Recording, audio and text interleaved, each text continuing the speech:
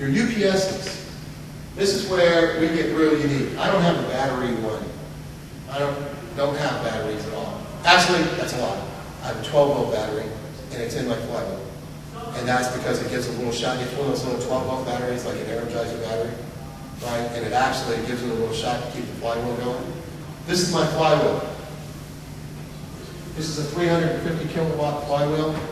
It's a 750-pound wheel that spins inside. It's 98% energy efficient because there is no change. It's AC to AC.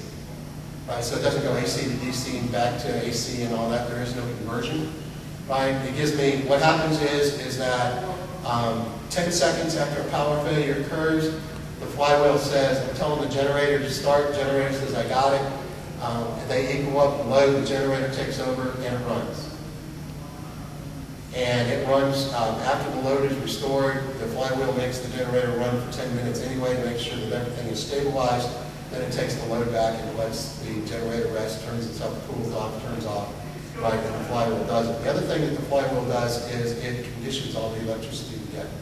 Everything that comes in from the grid is conditioned. In the past 4 years, we've taken 240 hits. Of those, 2 of those or 3 of those were actual power outages. The rest of them were conditioning. You can see how that's going to affect the running of your equipment. If you took 230 hits or 235 hits where the power fluctuated, right, you're not being real energy efficient because your machines are going up and down, up and down. You're wearing the machines out by doing that. We actually had Sun told us that it was actually tearing up the L9 drives, tape drives, because the power was going up and down. Right? So we went with the flywheel that conditions the power. We have not burned up an L9 drive since then. Right? So we're using our power more efficiently by using the flywheel to condition. The other thing that you see sitting there is compressed air. This is a compressed air UPS. What's behind these panels here are 4,700 PSI air bottles. I have an air compressor that fills up those 4,700 PSI air bottles. And what happens is when the power goes out, UPS kicks in, it has an air turbine in this unit right here. The air turbine, the air comes into it at 4,700 PSI, right? It's superheated at 731 degrees, so there's no moisture in it. Goes through, runs the air turbine converts it through the flywheel. Right? The air comes out at the top at 55 degrees, so it actually cools the center while it's running.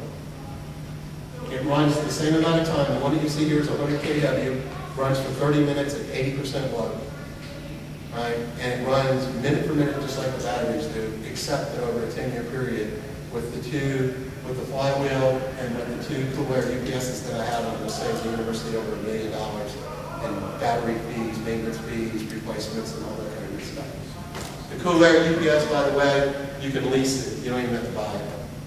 You got a project that needs 40 kW, 80 kW, 100 kW, go lease one. About 20 to 30K a year to lease one. Costs about 20K to put one in. And this is what you get. This is it. Right? It can sit anywhere.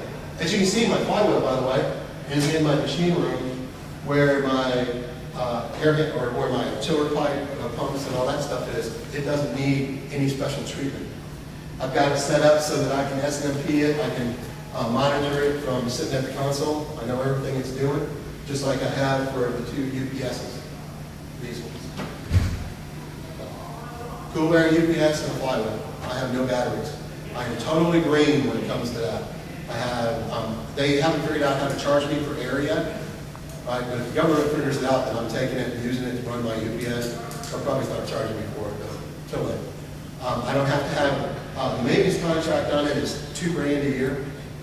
I don't have to have a maintenance guy come out and tell me my batteries are good today, but not tomorrow. Right? I don't have to worry about whether it's going to happen. Let me explain something. I have a lot of friends, and I think you probably all do too, that have had that event happen where they were told that the batteries were good, and the power went out, and the batteries lasted 7 minutes instead of 30 minutes.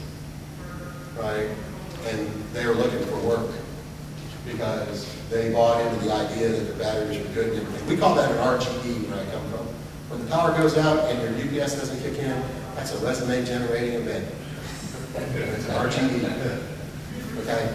The problem is when the power's out, you can't generate the resume, so you better have a hard copy in your desk. So as you go out the door, take your personal product, stuff with you, and your copy of your resume. Right? It's an RGE. The general facilities issue, electrical and mechanical engineer. I didn't know when I started running a data center that I was going to be an electrical and mechanical engineer, but I can tell you more about HVAC and electrical power than I ever wanted to know. Right? The who, what, and where.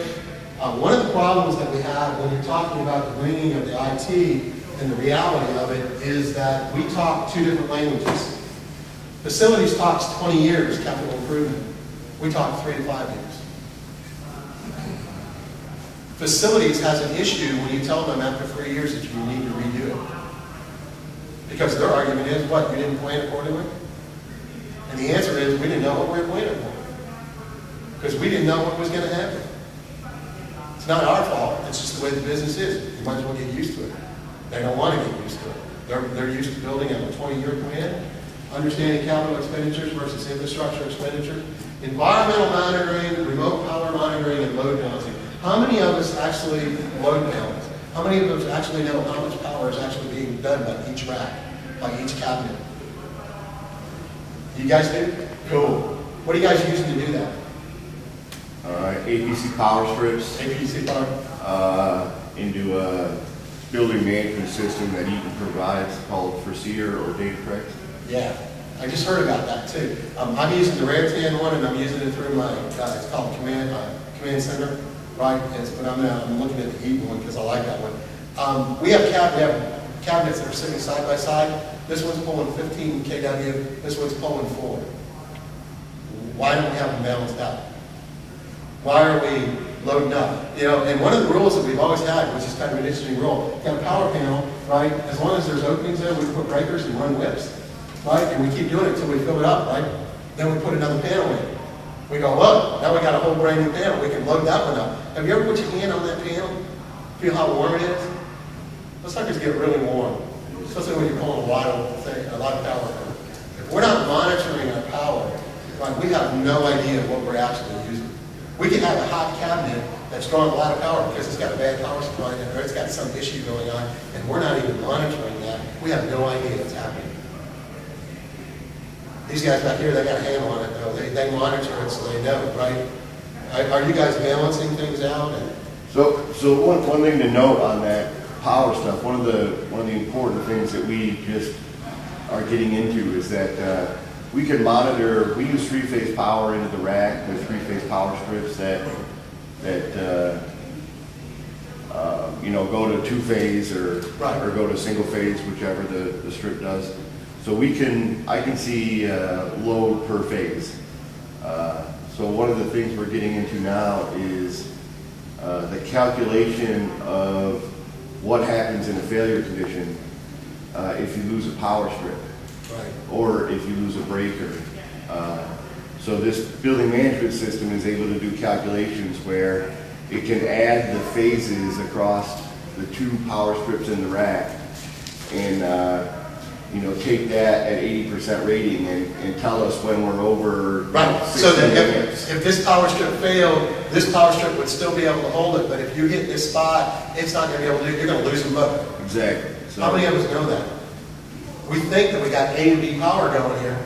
If you lose A, B takes the load. And the breaker trips, you don't breaker trips. Yeah. Because it's too heavy of a load on it because we don't have it balanced out. Right? So we're hurting ourselves by not knowing it. That's something that we really need to look at, is how we do that. Right? Remote power monitoring, the Eaton and the APC power strips, and Raritan makes one, Baytech makes one. You can actually plug it into, put it on the network, and SNMP drive it. So you can actually watch it to see. You can wrap it, you can do all kinds of stuff. There's software out there available so that you know what every rack and every cabinet is actually using. And you actually can get a historical balance on it so that you can see what the baseline is and you can see where the high points are. So you know at this point in time, when we start registration for us, for example, when we start registration, all 30,000 students are trying to get their classes and everything, we're going to be taking a heavy load. Then we need to spread that out a little bit because we're putting too much on those racks, on those cabinets. So.